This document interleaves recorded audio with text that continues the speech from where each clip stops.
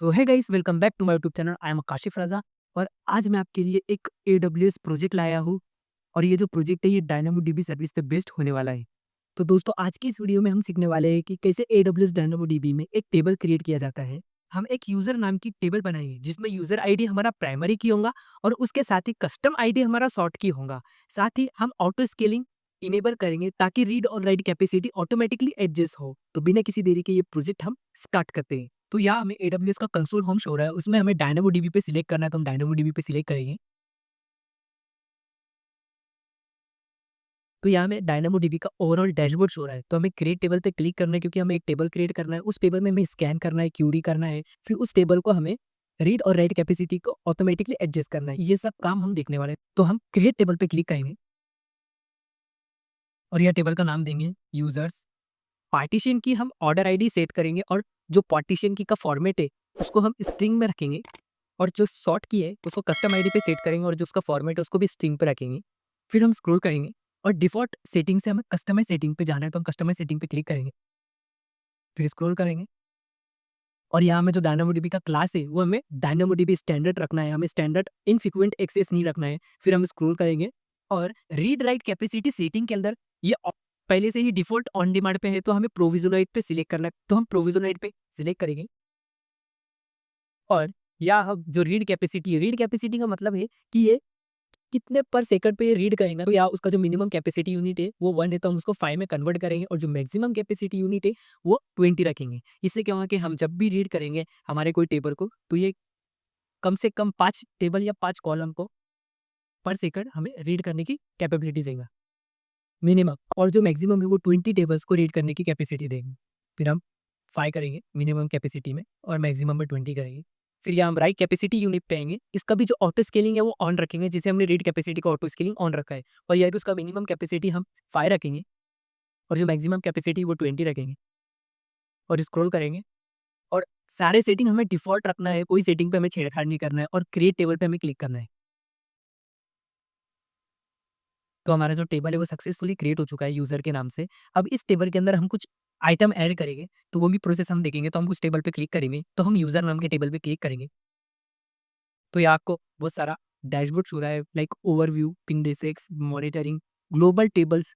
इस टेबल का हम ऑटोमेटिकली बैकअप भी कर सकते हैं, इस टेबल को हम स्ट्रीम एक्सपोर्ट कर सकते हैं, इस टेबल की परमिशन भी हम चेंज कर सकते हैं और कुछ एडिशनल सेटिंग है, ये हम आने वाले प्रोजेक्ट में देखेंगे। हम ये जो प्रोजेक्ट है ये बिगिनर लेवल के लिए रखा है, तो हम एक्सप्लोर टेबल आइटम पे क्लिक करेंगे और क्रिएट आइटम पे हम क्लिक करेंगे।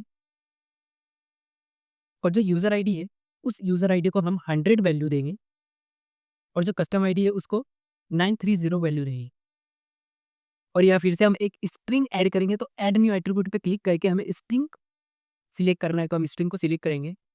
और यहाँ हम हमारी जो स्ट्रिंग का नाम है वो कंपनी देंगे और जो एम्प्टी वैल्यू है उसके अंदर हमारी कंपनी का नाम देंगे,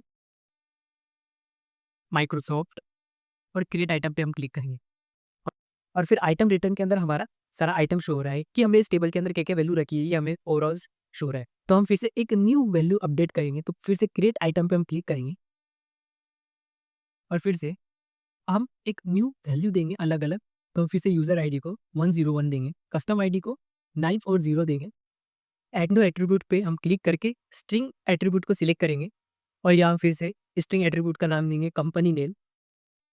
और एम्प्टी पे हम हमारे सेकंड कंपनी का नाम देंगे गूगल और क्रिएट आइटम पे हम क्लिक करेंगे।